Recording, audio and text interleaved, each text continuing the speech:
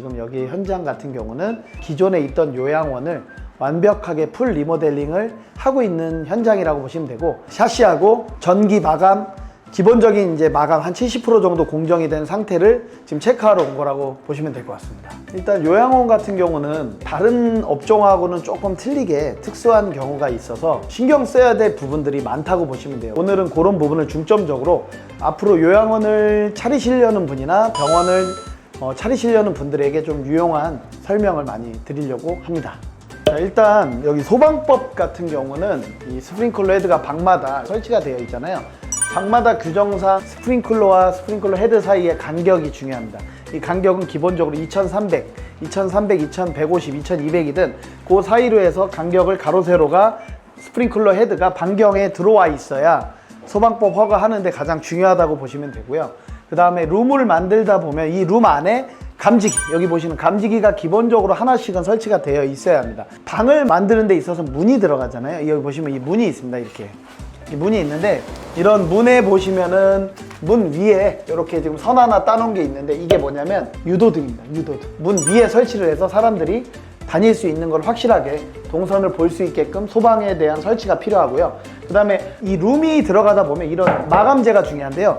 이 마감재 같은 경우는 이 석고보드로 되어 있지 않습니까? 석고보드는 이 소방법 규정상 석고보드 두께가 있습니다. 9mm가 있고 1.2T. 1.2T가 뭐냐면 1.2cm를 얘기하는데, 1.2T짜리 두꺼운 석고보드를 이용해서 벽면을 마감재를 쳐놔야 소방법 허가에 맞는 용도라고 보시면 됩니다. 보통은 방음 석고를 치는 경우도 있지만 기본적으로는 이렇게 1.2T 석고를 쳐도 무방하다는 거 알고 계시면 좋을 것 같고요. 그 다음에 이 석고보드를 치고 나서의 마감은 합지 마감을 하셔야 소방법에 걸리지가 않습니다. 이걸 만약 합지가 아닌 실크로 하시게 되면 안 된다는 거 꼭 알고 계시면 되고요. 그 다음에 이제 보이시는 이런 목공재 같은 경우 MDF, 합판, 이런 목공 마감재가 보이는 부분들은 전부 다 방염 시트를 활용해야 됩니다. 방염 시트. 다 방염 시트로 마감을 한 겁니다. 그냥 관가하시고 그냥 목공 마감재가 그대로 드러나는 경우는 소방법에서 허가가 안 나는 경우가 있습니다. 그래서 모든 마감재의 목공이 보이는 부분은 방염 시트로 마감을 하시거나 방염 칠로 마감하시는데, 방염 칠은 웬만하면 안 하는 게 좋아요. 왜냐면 더 싼 거 같아서 방염 칠로 해버리면 한 번 했다고 했는데 소방이 나와서 검수를 해봐요. 이거 방염칠 제대로 안 됐는데, 그런 경우가 많아요. 그래서 2번 칠하고 3번 칠해도 안 되는 경우가 있습니다. 그래서 방염칠로 마감은 웬만하면 비추. 이 목공 마감재 위에는 방염 시트, 그 다음에 벽 마감은 뭐라고 그랬죠? 제가 석고보드 1.2T를 활용해서 마감재를 치는 경우가 허가받기 좋다. 제가 소방법도 하나 또 하나 말씀을 드리자면, 이렇게 이제 창이 있는 경우가 있죠. 요양원에 창이 있는 경우는 배연창이 또 필요합니다. 배연창. 배연창이 기본적으로 요양원이 보통은 한 70평 이상이 들어가거든요. 70평 이상의 요양원을 구성하실 때는 배연창 2개를 꼭 하셔야 됩니다. 불이 났을 때 여기에 문이 열리게끔 하는 게 배연창이라고 합니다. 그 배연창은 꼭 필수적으로 체크를 한 후에 배연창을 어디에 둘지를 요양원 원장님들이 꼭 체크하셔서 배연창은 꼭 확인한 후에 2개, 1개 이상 설치를 해야 된다. 요양원 규정상, 모든 병원에 대한 규정상 1인실로 가정을 했을 때 6.6제곱이 넘어야 됩니다. 그것도 내경이라고 보시면 됩니다. 내경. 6.6제곱이 안 넘게 되면 이건 다시 방을 만들어야 돼요. 여기가 할머니들이 이제 거동이 불편하실 수가 있잖아요. 그럴 때 이렇게 안전바를 짚고 가시거든요. 그 안전바를, 마감재를 여기를 합판으로 좀 단단한 나무재로 틀을 만든 상태에서 여기다가 안전바를 설치해서 거동을 할 수 있게끔 하는 그 작업을 꼭 하셔야 되는데, 뭐 바닥에서 한 850 정도 높이로 이 몰딩을 설치한 후에 안전바를 짚고 갈 수 있게끔 하는 게 중요하고요. 그 다음에 욕실 같은 경우도 안전바 설치를 해야 되는데요. 욕실 같은 경우도 이렇게 안전바, 이거를 내가 집을 때 화장실에서 대변을 보거나 소변을 보시더라도 할머니들이 거동이 불편하면 못 일어나세요.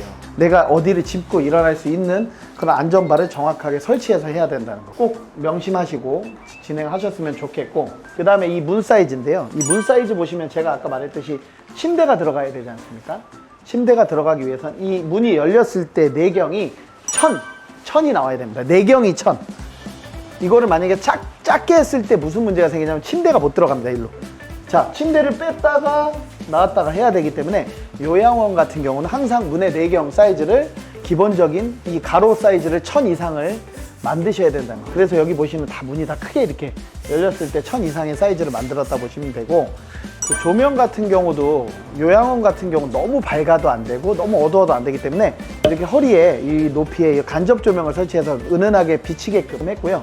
이렇게 포인트로 이제 살린 거는 요양원이라고 해서 또 예전처럼 분위기를 너무 올드하게 갈 수는 없잖아요. 그래서 요즘 트렌드대로 고급진 골드 조명을 포인트로 좀 벽 조명을 주면서 할머니들이 아니라 가족들이 오셔도 따뜻한 분위기가 날 수 있게 좀 이런 포인트를 주었고, 그 다음에 이런 6인치 주백색이라고 합니다.